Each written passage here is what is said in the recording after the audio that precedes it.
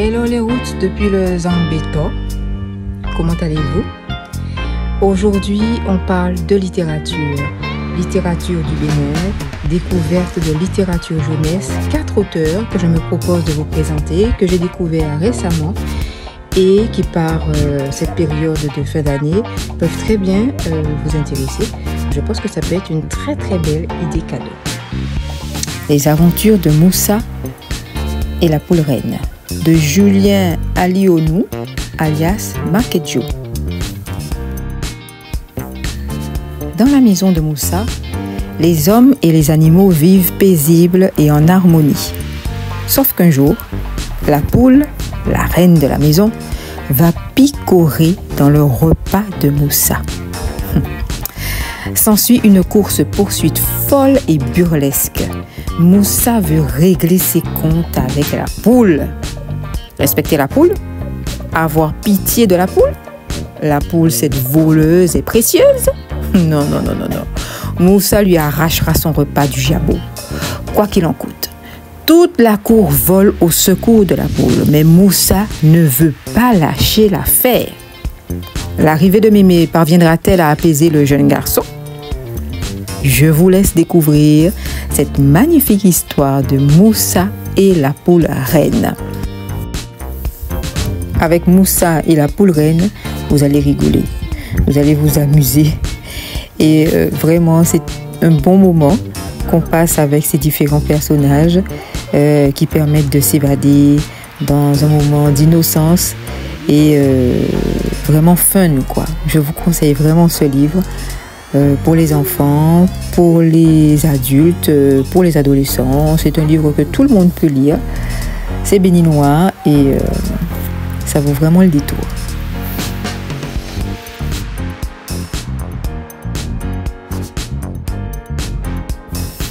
Castinpan, un livre écrit par Emmanuel Désiré Odou et illustré par Rodrigue Cyril Nguessan.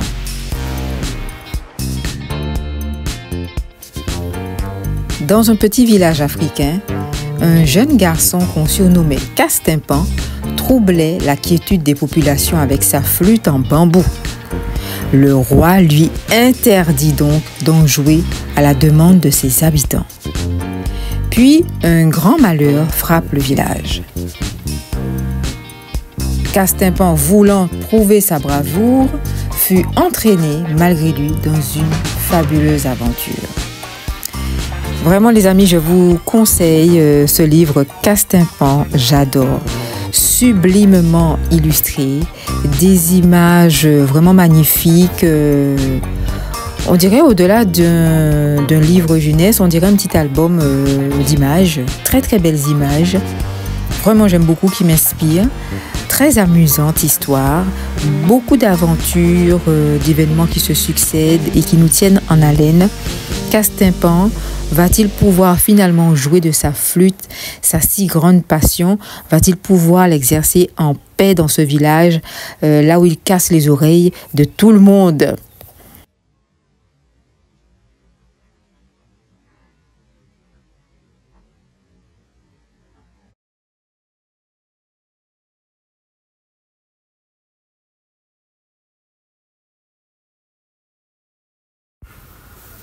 Aventure afro-futuriste, Tito le designer de Mélina Seymour.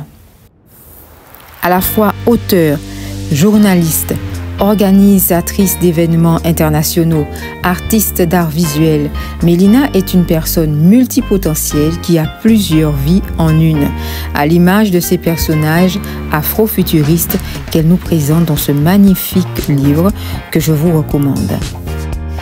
Avec ce roman graphique qui est une expérience artistique vraiment très enrichissante, Mélina Seymour nous invite finalement à pénétrer ce monde qui est le sien, l'afrofuturisme, qui se révèle être comme une proposition à la fois pleine d'espoir et pleine de foi en la créativité, pour une Afrique nouvelle, pour un monde nouveau, pour une humanité nouvelle.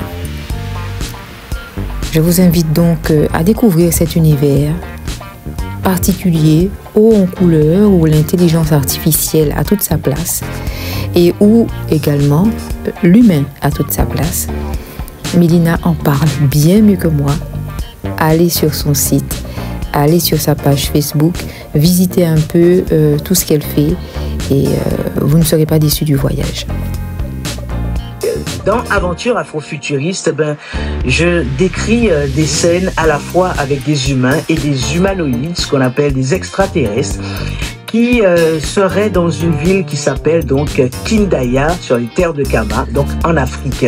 C'est un ouvrage qui vous permettra de faire un bond extraordinaire en 6260. Pourquoi 6260? C'est un petit rappel justement sur le calendrier kamite, en fait le calendrier africain.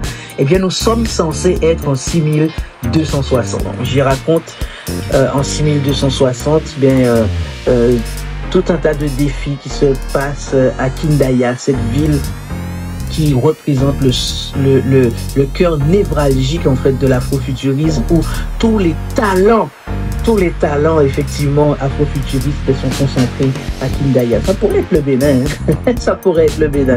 Aventure afrofuturiste, Tito le designer, c'est le premier d'une série de 10. Donc il y a encore 9 ouvrages à venir. Moi, j'aimerais vous entendre. Dites-moi ce que vous en avez pensé. Qu'est-ce que vous pensez des images? Qu'est-ce que vous pensez effectivement de la façon dont nous avons monté tout ça pour pouvoir concevoir ce premier ouvrage? Et j'ai bien hâte de vous rencontrer chacune et chacun. Bonne soirée à vous. Merci d'être là. Les aventures afrofuturistes de Mélina Seymour, éditées chez Racines d'Afrique, ont été donc imprimées et éditées au Bénin. Mélina nous permet de rentrer dans une autre dimension africaine, la dimension afrofuturiste. Vraiment, si vous souhaitez sortir un peu du présent, voyager dans le temps, mais rester dans l'identité et la culture africaine, je vous recommande Aventure afrofuturiste dans son premier épisode, Tito le designer.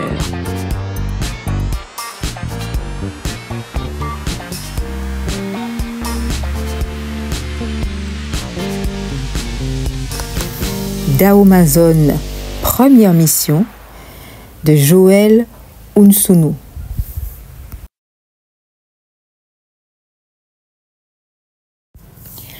Quand des ennemis redoutables font surface pour menacer la sécurité béninoise, Nangli, directrice de l'unité secrète pour le maintien de la paix, doit former une équipe de guerrières, les Daomazones, pour éviter une catastrophe imminente. Si vous cherchez une bande dessinée qui parle de l'histoire de l'Afrique et particulièrement de l'histoire du Bénin, vous en avez une toute trouvée. Je vous invite aussi à écouter ce que Joël a à nous raconter sur la genèse de cet ouvrage.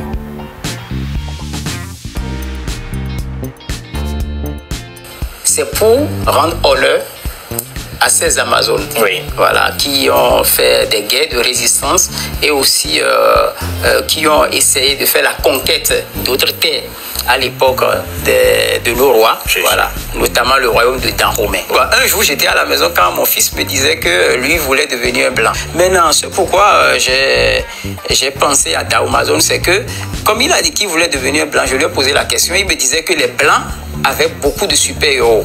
Voilà, il a cité Spider-Man, Captain America, Iron Man et tout ce qui va avec. Et je lui ai dit, mais attention, chez nous, nous avons aussi nos héros. Ces Amazones et ces guerriers, même le roi Guézo, entre-temps aussi, il usait de la force et aussi du côté mystique. Voilà, donc je me suis dit, ok, nous avons maintenant du travail.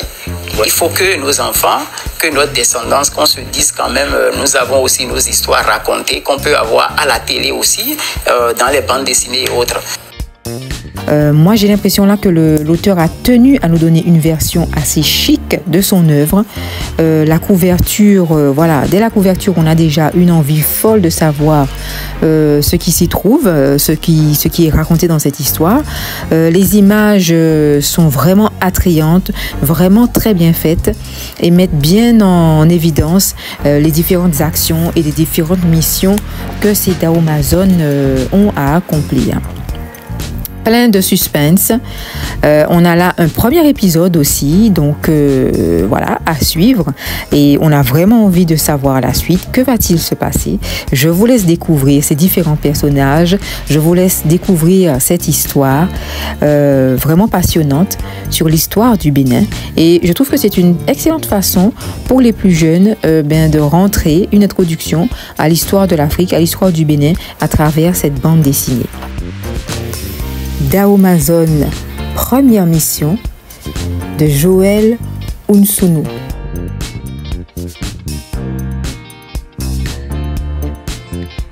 Voilà mes chéris Dodo Roots, j'espère que ces livres auront éveillé votre intérêt.